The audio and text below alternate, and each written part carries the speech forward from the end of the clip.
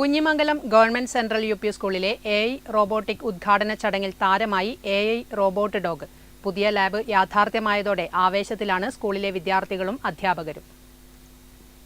കേരളത്തിലെ പൊതുവിദ്യാഭ്യാസ മേഖലയിൽ പുതിയൊരു ചരിത്രം കൂടി കുറിച്ചുകൊണ്ട് സംസ്ഥാനത്തെ രണ്ടാമത്തെ AI robotic lab Kunhimangalam government central UP. സ്കൂളിൽ സജ്ജമായി.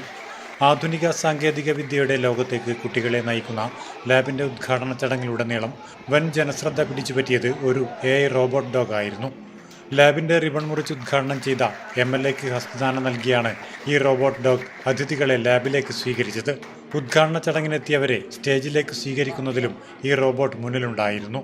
ചടങ്ങിനെത്തിയ വിദ്യാർത്ഥികളുടെയും നാട്ടുകാരുടെയും പ്രധാന ആകർഷണം ഈ AI ഡോഗ് ആയിരുന്നു.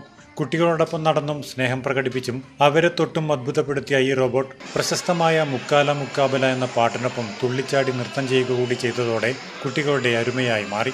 സർക്കാർ യു.പി. സ്കൂളുകളിൽ സ്ഥാപിക്കുന്ന രണ്ടാമത്തെ AI ലാബ് എന്ന ബഹുമതിയോടെയാണ് കുഞ്ഞിമംഗലം ഗവൺമെന്റ് സെൻട്രൽ യു.പി. സ്കൂളിൽ ഈ പദ്ധതി യാഥാർത്ഥ്യമായിരിക്കുന്നത്. Network news, Pilathara.